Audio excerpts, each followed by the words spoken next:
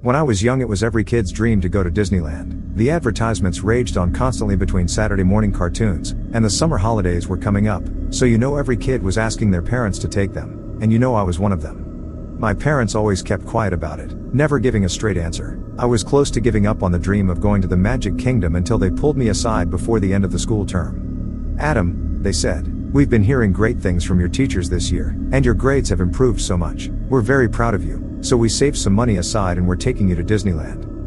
How should a kid react? Thank their parents politely and profusely? Express their love joyously? Well, being 8, and having a low emotional constitution, I simply broke down and cried. It was the happiest moment ever that I can remember, and will probably never be topped. How can you ever top such wholehearted innocent childhood glee? The time just slipped by until we were on the plane to Paris. Life was a happy blur until the vivid memory of the magnificent entrance to the park. It was everything any kid could wish for. I tried my best to do everything. Honestly, the energy kids have is astounding. Looking back, my parents must have been heavily exhausted trying to keep up, yet they never faltered, knowing it was bringing me lasting joy, and for that I am grateful. However, it had cost them a pretty penny for the whole trip, and one memory stands out to me, which is the reason why I'm writing this. We were at the gift shop, and they were picking up various merchandise and suggesting we buy it as a souvenir. Everything they picked up were simple little trinkets, little keychains, fridge magnets and other little pieces. I wasn't having any of it. It wasn't enough to encapsulate my feelings for the trip. I kept going back to an intricate glass figurine of a beautiful Disney character. I can't even say which one, because it's been so long, and there's a more detailed part of this story that is more ingrained in my memory. The figure cost around €120, which was a lot for the time. Way too much for my parents. They obviously said no every time, and this next part saddens me. I became irate. I was one of those kids, kicking and screaming and pointing at the thing I wanted, being very loud and obnoxious. I still remember the embarrassed look on their face. We left without buying anything, and I was left with no souvenir, or so they thought. What they didn't know is later that day I went back in the shop. I was 8, so I was small enough to duck behind shelves without looking too suspicious. I reached over to the figurine, and hid it in my Mickey Mouse hat. I looked over to the shopkeeper. He was busy with a customer. The other customers didn't notice. I thought I got away with it, until I noticed far out of the door, there was a mascot facing my direction. At first I thought he saw me, but in my mind I figured he couldn't have. I reasoned that the visibility in those things were terrible, and that he was probably just facing the store because he was trying to attract new customers in, and thanking customers who left. When I walked past, he simply turned his head as I made my way back to my parents. He made no attempts to confront me. Past then, my memory fades. I simply went back to being a kid in school, sharing memories with other kids who managed to go for the holidays, and scoffing at the kids who never managed to go. It's an amusing concept looking back, but it created an almost serious dichotomy back in the day. It wasn't until a few weeks later that I started seeing some weird things happen. It was small at first. I would be playing in the schoolyard, and from behind a tree far off in the distance, I would see what I thought was a thin black arm with a novelty-sized white glove slip behind it. A strange sight to see. However, there were white pigeons in the area, and it was dark in that part of the woods, so it was easy to explain it away, and this continued from then on. Each time I would rationalize it in my mind. However, it didn't take long until it was getting harder to do so. Sometimes I would see the top of 2 black domes hiding behind a wall, before slipping down out of sight. I would peek over to see what it was, and see nothing, with nowhere anything could hide. I tried being faster, however, I could never catch a full glimpse of the thing. There was one thing I could piece together though. Based on all the parts I'd seen hiding, it was definitely a Mickey Mouse mascot. The one instance that really scared me, so much so I started screaming, was at night when I was tucked in bed. I turned my head nonchalantly, and through my window I could see the iconic Mickey Mouse ears and the top half of its eyes. This was the most I'd ever seen of its face, and I instantly panicked.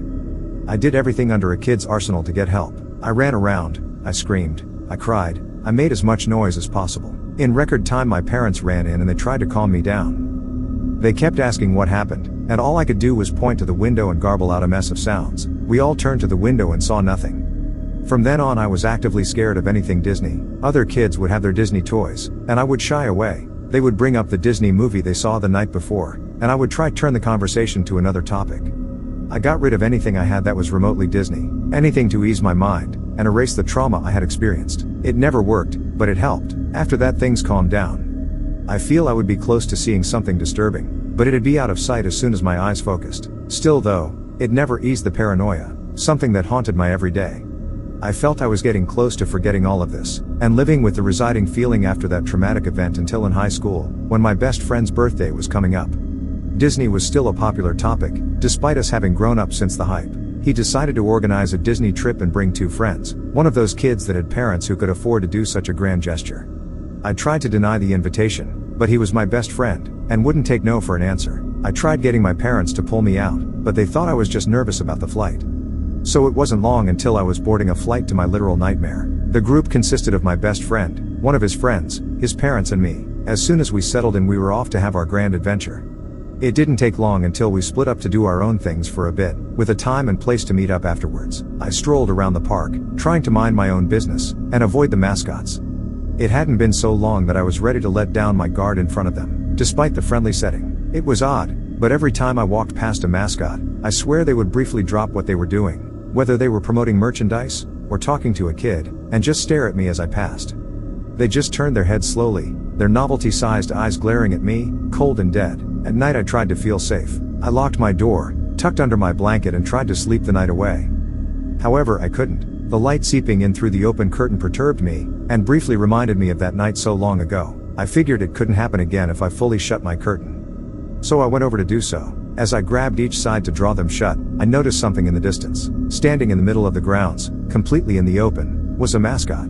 It was Mickey, just standing there. If it wasn't so far away, I could have sworn it was looking at my window. I stared for it a bit. It was just glaring, unmoving, disturbing. My heart started to race. I was scared to look away, but eventually I developed a resolve, and pulled the curtain shut as hard as I could. I raced to my bed and wrapped myself up so tight that any childish fears couldn't penetrate. And I slept to the gently sound of something soft brushing my window, and what I fear now was heavy breathing. In the morning I woke up exhausted. My friends on the other hand were sprightly awake and ready for a day of action. Obviously I tried bringing up the night before. But you can never fully convey anything as simple as a mascot standing unmoving in a theme park without getting the simple answers. It was probably just an empty costume left out. It was probably a mascot on break. I was probably just dreaming it. Seems it's easy to believe the simple solution than to humor the terrifying one. I stayed alert for the rest of the trip, pretending to enjoy the place around my friends and the parents, and keeping a low profile while alone. It felt like an eternity, but I made it home in one piece. I want to say things calmed down from here, but they didn't. It got worse.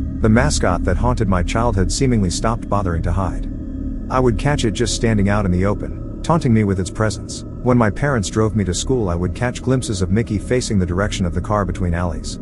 While out shopping, it'd be standing behind a moving crowd, slowly holding out its hand, before fading away behind the hustle. I distinctly remember one instance in my mom's office building.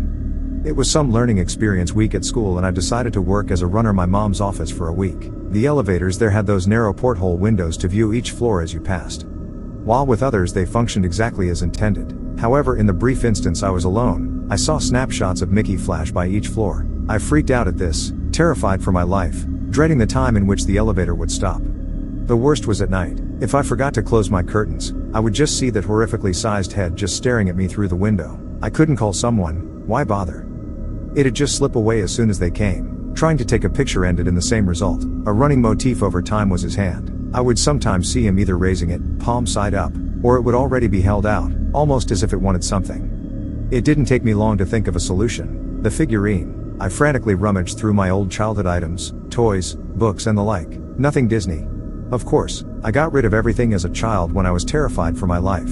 I no doubt had gotten rid of the figurine. I was mortified at this thought. My next idea was a simple one. While at the school library, I googled the exchange rate of the euro for the year I went to Disney and scraped up my pocket money. I had the right amount, so I did something any other kid would think is crazy. I left it out on my doorstep. I know that anyone could take it, but if it was gone in the morning, I'd at least have some hope that it would appease this nightmare. I left the notes on the doorstep under a note apologizing for what I did. I placed a small rock on it to keep it from blowing away and I went to bed. That night I did something that terrified me as a kid. I slept with the curtains open. I wanted to wait until it was late, and see if that horrific icon would be staring at me. I woke up in the dark hours of the morning. I took a few deep breaths for courage, closed my eyes with a quick prayer, and spun around to check. Nothing. Was it over? Had I managed to end years of torment? I walked over to my window to see if there were any signs of the thing, gaining steady confidence with each step. I was excited to live a life without flinching at every possible hiding spot, excited to leave the house confidently, excited to have my independence back. This all ended when I stared into my garden. There it was, staring as it did in my second trip to Disneyland. I stared back, not only in horror, but sadness. Sadness that my newfound confidence and excitement was crushed so quickly. As I looked on, It raised its hand, and that's when I realized something. Maybe it's not holding its hand out for the item back, or any kind of repayment. Maybe it's holding its hand out for me?